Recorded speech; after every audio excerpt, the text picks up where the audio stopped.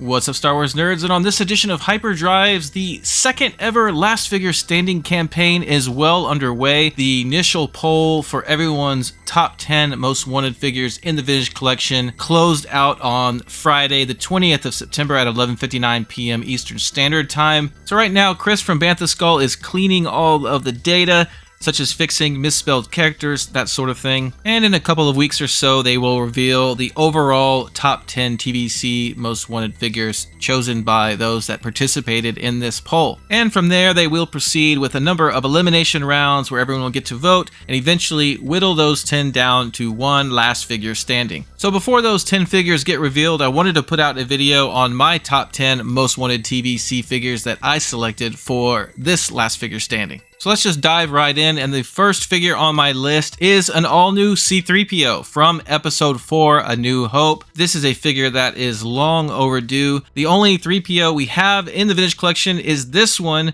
which came on an Empire Strikes Back card, but unfortunately it was a terrible one. So bad I didn't mind stealing the faceplate off of him to use for a custom 000. And one of the main reasons he's so bad is he's way undersized. I mean, look at him standing to Leia. He's supposed to be taller than Leia, but he's clearly shorter than her on this figure. He's just a really tiny 3PO. The paint is also not great. It needs to be either vac metal or at least a highly metallic, brighter color. This is the Saga Collection Ewok Throne version of 3PO, which most people think is the best one we've had. And it's great, but unfortunately he has no articulation in the elbows. He does in the knees so he can sit. Definitely needs updating, but hey, at least they got the scale of that one correct. I mean, look how much taller he is than the TVC 3PO. So anyways, C-3PO is an iconic Star Wars character. He is a main character from the original Star Wars A New Hope, so we definitely have to have him in the line. I think Hasbro's going to do it, but I wanted to put it on my list to drive the point home that we definitely need this guy. All right, I'm going to try to pick up the pace a bit, and my next choice is 21B from Episode 5, The Empire Strikes Back. If you've been following my channel for a while, then you probably know that 21B is one of my all-time favorite droids from Star Wars,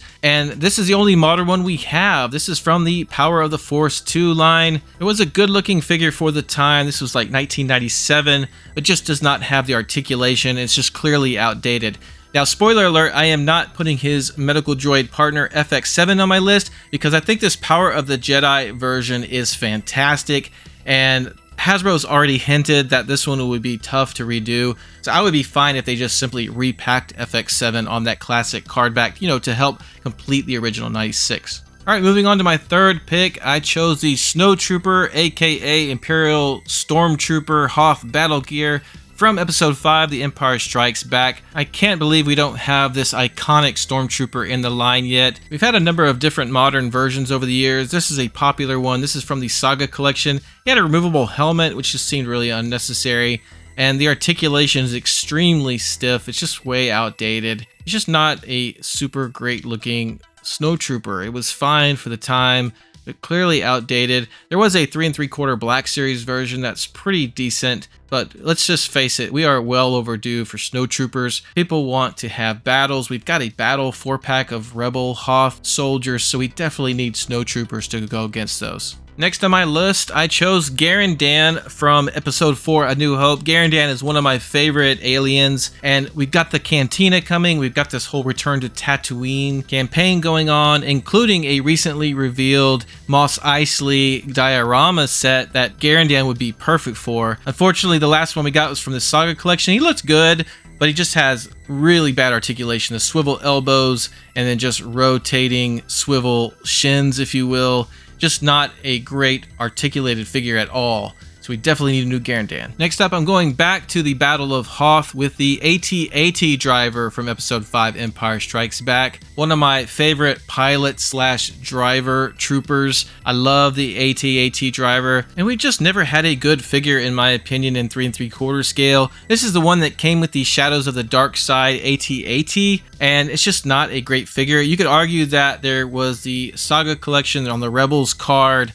That one looked better, but it is 5PO POA, and 5 POA is not okay. This one had articulation, but it was really bad. It has the swivel elbows. Everything is very stiff, and it's just not a great looking mold. Just not a good AT80 driver. I guess it was good enough back then when it came out, you know, to plop into your awesome AT80, but we definitely need a new one. All right, next on my list is Benic 2 Tubes from Rogue One, although you could argue he is also from Andor as well. Again, one of my favorite aliens in all of Star Wars. I just think this guy looks really cool. And the only 2 Tubes we've gotten before is his brother, Edrio 2 Tubes, also very cool looking guy. And this was a great looking figure for the time, but it is unfortunately 5 POA with the swivel hips, swivel arms, just no articulation. And so we definitely need an updated figure of 2 Tubes. And since I have to pick one, I'm going with Benic since we've never had a Benic figure ever. And I think he's the more significant character of the two because he actually has speaking lines in both Rogue One and Andor. Next, I'm going back to Rogue One with a very important character from that film, Saw Gerrera.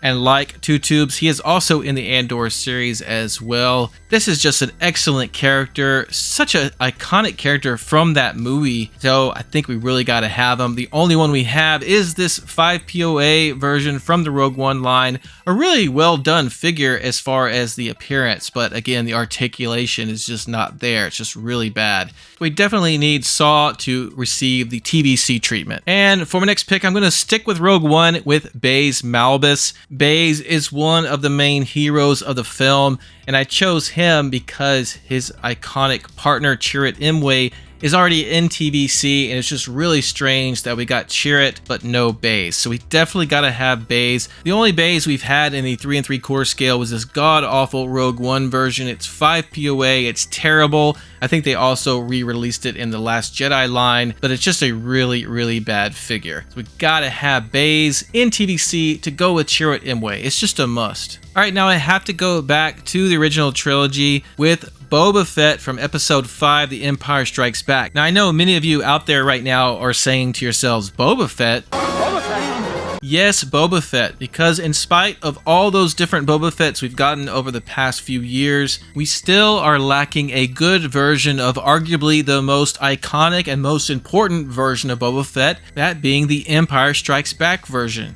We need him for our Slave One vehicles, we need him for the carbon freezing chamber diorama, and the one we have in TVC is just not good enough anymore. The helmet is just really wonky looking. It looks cheap. It kind of looks like an amateur made a custom figure of Boba Fett in my opinion. It's got the swivel hips.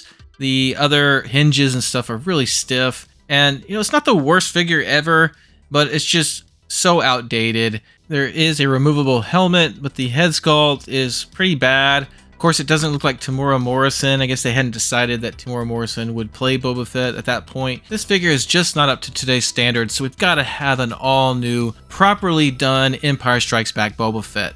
Alright, by now you figured out I want a ton more Empire Strikes Back figures in the line. It's my favorite film. And there's probably at least 10 more from Empire Strikes Back that I really want in the line. But I decided I wanted to get another bounty hunter in the line, and I'm going to go with IG-88. And here is the last IG-88 we got, and it doesn't look bad at all. This is from the Saga Collection line. But the reason I wanted to focus on him is because, in my opinion, of all the best versions of the ESB bounty hunters we have, Boba Fett and IG-88 are the two most outdated looking. And that's a little bit of a tough argument to make because looking at this guy, he does look awesome, especially for a figure that came out, I believe, in 2007. The articulation, though, is not as good as it could be. And there's just something about the molding and the paint on it that just looks a little outdated to me. Now, one other issue is his hands are terrible for gripping the weapons.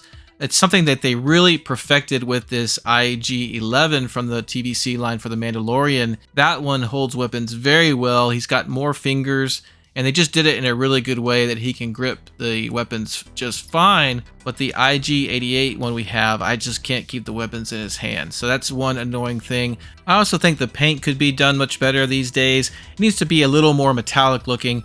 The Saga Collection version is a bit on the dull side.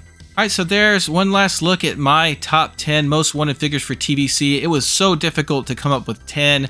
I had at least double this that initially came to mind, and whittling it down to 10 is really tough. But let me know in the comments what you think about my picks. Thanks for watching.